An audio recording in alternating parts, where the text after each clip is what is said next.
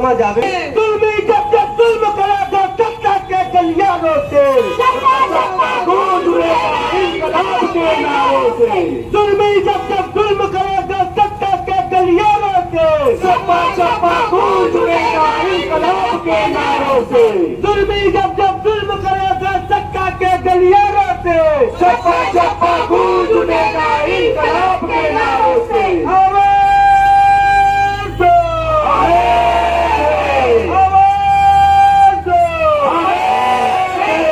जाबिर भाई, चलिए मैं अब वकला के इस्तेमाल की अपनी तकरीर यहाँ इस खत्म करता हूँ कि हूँ मैं मुस्लिम है तू हिंदू है तो दोनों ही इंसान। हूँ मैं मुस्लिम है तू हिंदू है तो दोनों ही इंसान। ना मैं तेरी गीता पढ़ लूं तू पढ़ ले मेरा कुरान। अपने तो दिल में दोस्त बस एक ही है अरमान। एक ही थाली में खाना खाए हिंदू और मुसलमान, हिंदू और मुसलमान। जय हिंद, जय महाराष्ट्र, जय मालेगांव। हम लड़ेंगे, कौन लड़ेगा? हम लड़ेंगे, कौन लड़ेगा? हम लड़ेंगे, कौन जीतेगा? हम जीतेंगे, कौन जीतेगा? हम जीतेंगे।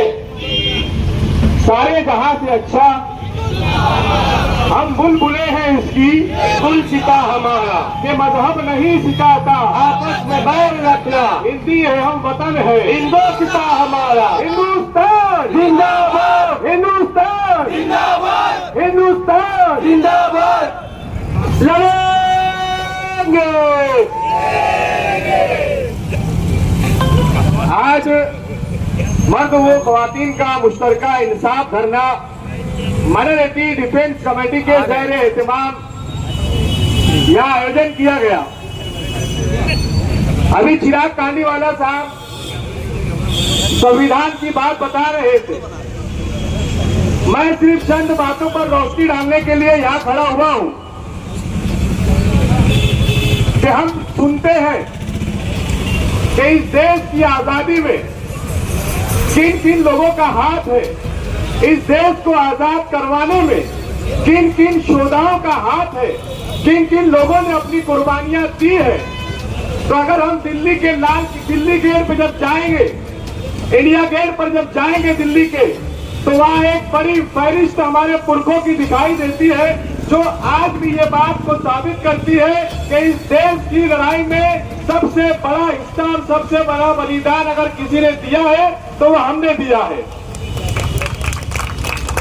और उसी का नतीजा यह है कि जब विश्व रत्न महामानव डॉक्टर बाबा साहब अम्बेडकर ने यह संविधान लिखने की शुरुआत की, तो सबसे पहला पेज जो उन्होंने लिखा उसकी शुरुआत इस बात से हुई, इस वर्ड से हुई, we the people of India. हम भारत के लोग। डॉक्टर बाबा साहब अम्बेडकर ने ये बात को पहले पेज से शुरुआत की कि we the people of India, हम भारत के लोग, यानी कि सारी जाति, सारी धर्म और सारे वर्ग को भारत में शामिल किया गया। इस देश के संविधान की शुरुआत we the people of India से हुई, हम भारत के लोग से हुई। तो फिर उस भारत में जहाँ का संविधान we the people of India से शुरुआत करता है, वहाँ तुम अलग अलग जात, अलग अलग धर्म और अलग अलग वर्ग के लोगों पर बांटकर जुल्म और अन्याय करने का ये जो राजकारण करते हो, ये कितना सही है?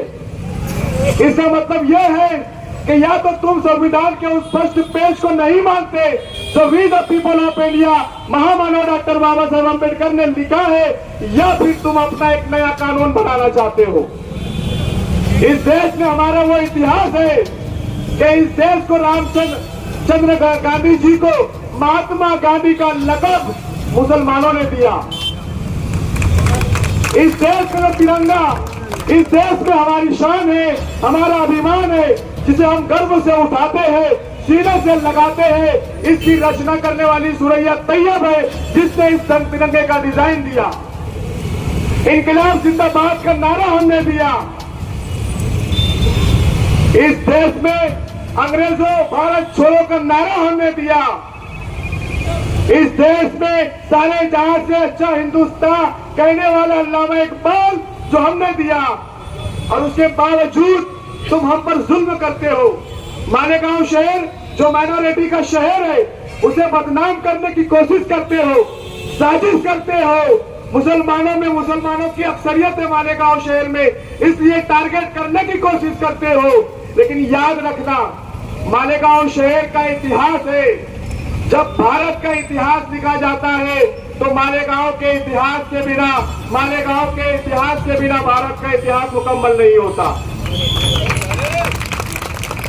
भारत को आजादी सन 1947 में मिली थी, लेकिन मालेगांव शहर को आजादी सन 1921 में मिल चुकी थी। यह हमारा इतिहास है। ये मालेगांव शहर एक इनकलाब बर्पा करने वाला शहर है और उसकी ये मिसाल है कि आज भी इस ताकतवर सरकार के खिलाफ एक ऐसी कमेटी बनाई गई जो ना तो किसी सत्ता में है, ना किसी ओहदे पर है, ना किसी ताकत के साथ है, बावजूद उसके अपने दम पर मालेगांव शहर की अपनी एक शनाख्त को बरकरार रखने के लिए आसिफ शेख और मुस्तकीम डिग्नेटी ने माइनॉरिटी डिफेंस कमेटी बनाकर फिर भारत के लोगों को एक संदेश दिया है कि यह जमीन जरखेज जमीन है, यह इनकलाबी जमीन है और किसी जुल्म को, नाइंसाफी को ये कभी बर्दाश्त नहीं करेंगी। लोग आते रहेंगे, जाते रहेंगे, लेकिन ये जमीन अपनी शनाख्त कभी खोने वाली नहीं है और ना छोड़ने वाली है। चाहे तुम हमें जेल में डाल दो।